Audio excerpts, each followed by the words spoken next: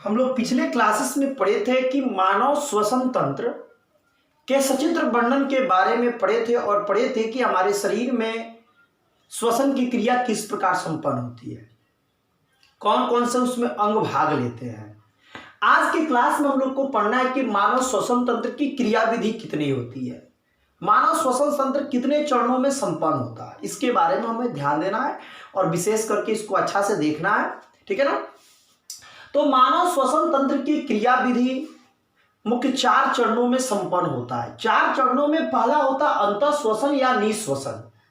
अंतःश्वसन या निःश्वसन क्या है? अंतःश्वसन या निःश्वसन एक ऐसी प्रक्रिया है जिसमें मनुष्य वायुमंडल से गैस को ग्रहण करता है।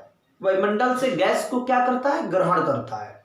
जैसे वो गैस को ग्रहण करता है तो उसका डायफ्राम नीचे की ओर सिकुड़ने लगता है। जो डायफ्राम होता है वो डायफ्राम नीचे की ओर सिकुड़ने लगता है, संकुचित होने लगता है और सीने की फसलियां फैल जाती है। जैसे वो वायुमंडल से गैस को ग्रहण करता है तो गैस को ग्रहण करते समय उसके डायफ्राम जो होता है वो नीचे की ओर सिकुड़ता है और साथ ही साथ उसकी जो पसलियां होती है वो फैलने लगती है।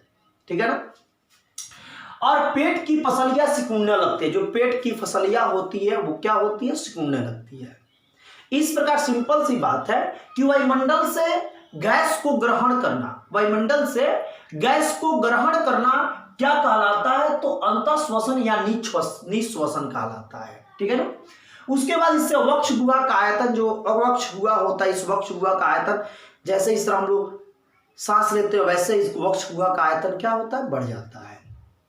तभी हम लोग पढ़े कि श्वसन, मानव श्वसन तंत्र की क्रिया के पहला कौन चरण होता है? तो अंतःश्वसन या निःश्वसन। अंतःश्वसन या निःश्वसन क्या है कि वायुमंडल से मनुष्य गैस को ग्रहण करता है। इस क्रिया को हम लोग अंतःश्वसन या निःश्वसन कहते हैं। इसमें करते समय डायफ्राम नीचे की ओर संकुचित होता है, सीने की फसलियां फैल जाती है, वक्ष गुहा का आयतन बढ़ जाता है क्योंकि हवा इसमें जाके भरता है। अब है बाह्य श्वसन या उच्छ्वसन। ये बाह्य श्वसन क्या है? तो अंदर से मानव शरीर से हवा को बाहर की ओर निकलना, मानव शरीर से, मनुष्य के शरीर से हवा को अंदर से बाहर की ओर निकलना बाह्य श्वसन या उच्छ्वसन कहलाता है। बाह्य श्वसन या क्या कहलाता है? उच्छ्वसन। यानी कि श्वसन की क्रिया में जब बाहर से अंदर की ओर हवा लेते हैं तो निःश्वसन, और जब अंदर से बाहर की ओर हम लोग हवा को छोड़ते हैं तो उसको कहते हैं उच्छ्वसन अथवा बाह्य श्वसन। इसमें डायफ्राम जो होता है वो ऊपर की ओर संकुचित होता है। इसका विपरीत सीने की पसलियां होती है वो सिकुड़ने लगती है, पेट की पसलियां भी सिकुड़ने लगती है, जिससे फेफड़े पर उस पर प्रेशर पड़ता है और कार्बन डाइऑक्साइड गैस जो होता है वो नाक से बाहर आ जाता है। इस क्रिया को हम लोग क्या कहते हैं? बाह्य श्वसन। तो बाह्य श्वसन क्रिया में हमेशा अंदर से बाहर की ओर हवा को बाहर निकालते हैं और निःश्वसन में अंदर, बाहर से अंदर की ओर लाते हैं। ठीक है। ऊतकों में गैस का विनिमय, चौथा चरण है ऊतकों में गैस का विनिमय। तो जैसे हम लोग अंतःश्वसन क्रिया के द्वारा गैस को अंदर लेते हैं तो जो भी ऑक्सीजन गैस होता है वो फेफड़े में वक्ष गुहा होता है, उस वक्ष गुहा कुपिकाएं होती है, उस कुपिकाएं में जाकर पूरी तरह से भर जाता है। और जैसे ऑक्सीजन गैस उस कुपिकाओं में भरता है तो उस कुपिकाओं के आंतरिक भित्ति पर, उसके बाहरी भित्ति पर रक्त वाहिनियां होती है। उस रक्त वाहिनियां में धमनी और सीरा होता है। उस धमनी और सीरा के माध्यम से ऑक्सीजन गैस पूरे शरीर में क्या होता है? फैल जाता है। और हमारे शरीर के विभिन्न कोशिकाओं के पास उसी धमनी के माध्यम से ऑक्सीजन गैस पूरी पहुंच जाता है, यानी कि चारों तरफ गैस का विनिमय हो जाता है, परिवहन होता है। तो ऊतकों में गैस का विनिमय भी हम लोग पढ़ चुके। कैसे? जब हम लोग गैस को ग्रहण करते हैं तो ऑक्सीजन गैस कुपिकाओं में जाकर पूरी तरह से भर जाता है। उस कुपिकाओं के आंतरिक भित्ति पर रक्त वाहिनियां होती है, धमनी होता है, शिरा होता है, उस धमनी और शिरा के माध्यम से हमारे शरीर के विभिन्न कोशिकाओं तक ऑक्सीजन गैस का विनिमय होता है, पहुंचाया जाता है। उसके बाद होता है गैस का परिवहन। ये सबसे इंपॉर्टेंट है, गैस का परिवहन। हमारे शरीर में आखिर ऑक्सीजन गैस का परिवहन होता है और ये कहाँ तक जाता है, कैसे इसमें श्वसन की क्रिया संपन्न होती है, इसके बारे में सुनना बहुत जरूरी है और ये बहुत इंपॉर्टेंट क्वेश्चन है। तो जैसे गैस हमारे फेफड़े में आता है, फेफड़े में आकर जब वो वायु कोशिकाओं में भर जाता है और जब रक्त वाहिनियों में प्रवेश करता है तो रक्त में हीमोग्लोबिन पाया जाता है।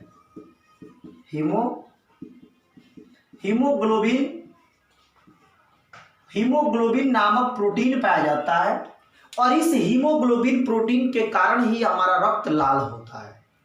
इसी हीमोग्लोबिन से ऑक्सीजन संयोग करता है और जैसे ऑक्सीजन हीमोग्लोबिन से संयोग करता है तो बनाता है ऑक्सी हीमोग्लोबिन बनाता है और यह रक्त वाहिनियों के माध्यम से यानी धमनी के माध्यम से हमारे पूरे शरीर में हीमोग्लोबिन के साथ ऑक्सीजन फैल जाता है।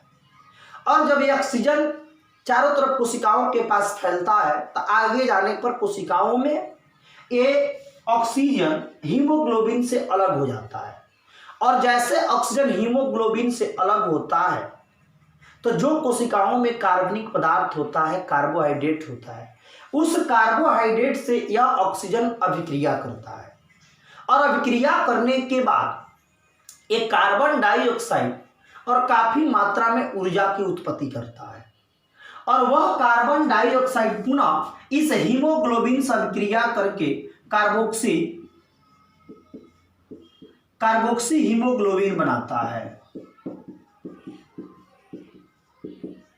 और एक कार्बोक्सी हीमोग्लोबिन पुनः रक्त वाहिनी के माध्यम से हमारे फेफड़े तक आता है और पुनः ट्रेकिया से होते हुए, श्वास नली से होते हुए नाक से बाहर निकल जाता है।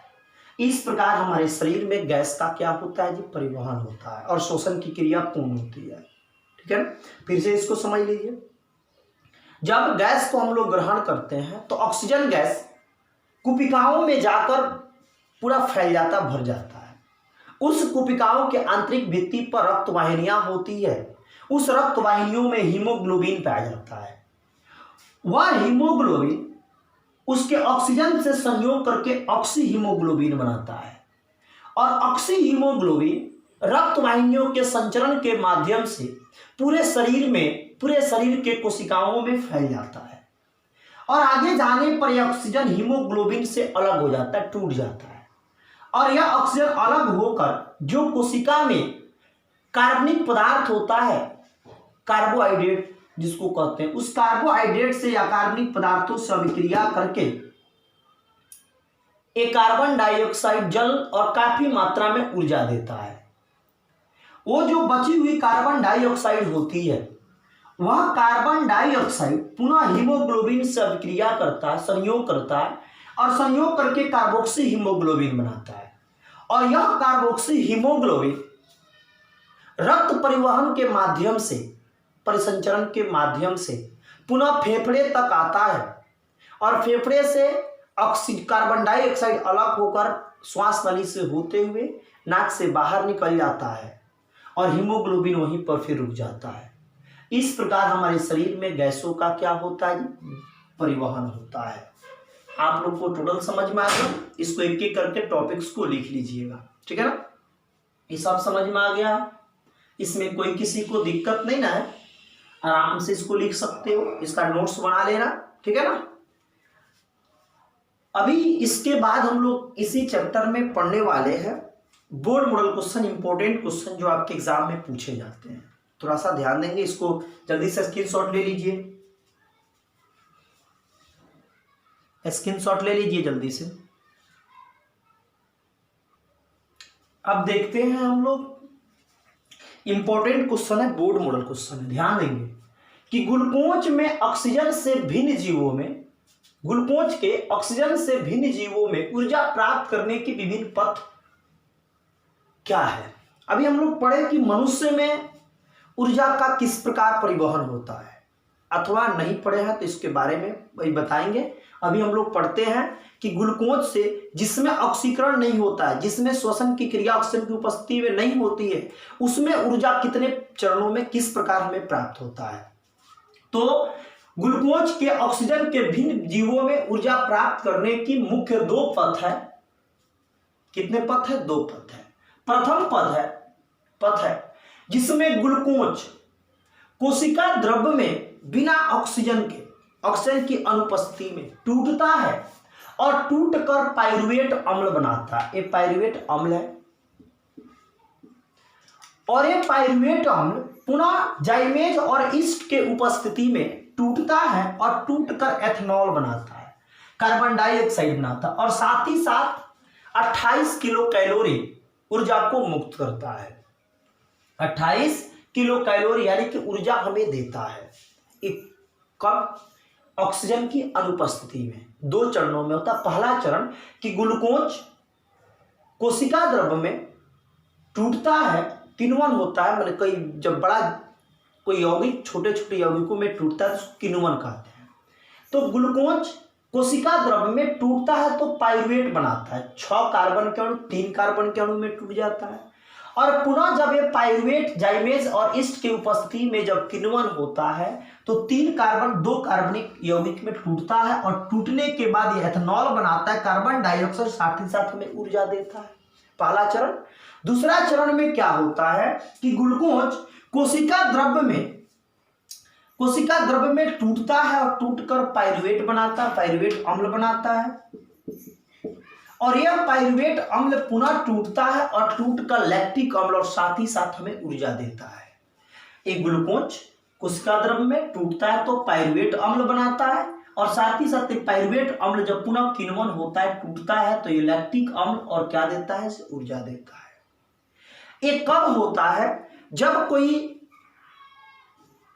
व्यक्ति अधिक कार्य करता है, दौड़ता है, तो उसके मांसपेशियों में ऑक्सीजन का परिवहन रुक जाता है, जिसके कारण जब ये कार्बोहाइड्रेट जब पचता है, ग्लूकोज पचता है, तो बिना ऑक्सीजन की उपस्थिति में टूटकर लैक्टिक अम्ल बनाता है और इसे लैक्टिक अम्ल बनाने के कारण हम लोग देखिएगा कि जब दौड़ते हैं तो दौड़ने के बाद हमारे पैर के मांसपेशियों में कड़क यानी दर्द उत्पन्न होता है, जलन उत्पन्न होता है।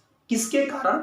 तो लैक्टिक अम्ल के कारण। ये क्यों होता है कि जब कोई धावक दौड़ता है तो उसके मांसपेशियों में ऑक्सीजन की कमी होने लगती है और वो बिना ऑक्सीजन की उपस्थिति में टूटता है तो पाइरुवेट अम्ल बनाता है और ये पाइरुवेट अम्ल पुनः अपघटित होता है, टूटता है तो लैक्टिक अम्ल बनाता है और यही लैक्टिक अम्ल बनने के कारण व्यक्ति को थकान महसूस होता है अथवा उसके मांसपेशियों में दर्द उत्पन्न होता है। तो बिना ऑक्सीजन वाले यानी अनॉक्सी श्वसन में ऊर्जा कितने चरणों में किस प्रकार हमें प्राप्त होता है? 2 चरणों से प्राप्त होता है। एक तो ग्लूकोज कोशिका द्रव्य में पाइरुवेट अम्ल में टूटता, पुनः पाइरुवेट अम्ल जाइमेज और ईस्ट की उपस्थिति में टूटकर एथेनॉल, कार्बन डाइऑक्साइड और ऊर्जा देता है। दूसरा क्या है? अनॉक्सी श्वसन ही है कि ग्लूकोज कोशिका द्रव्य में टूटता है, टूटकर पाइरुवेट अम्ल बनाता है और ये पाइरुवेट अम्ल पुनः लैक्टिक अम्ल बनाता है, जिससे व्यक्ति को थकान महसूस होता है। बाबू इसी पर एक बोर्ड मॉडल क्वेश्चन है, आप लोग ये भी लिख लीजिएगा, इसका स्क्रीनशॉट ले लीजिएगा। भी बोलते हैं इसी पर एक इंपॉर्टेंट क्वेश्चन है कि जब धावक दौड़ता है तो उसके पैर के मांसपेशियों में दर्द उत्पन्न होता है, ऐसा क्यों?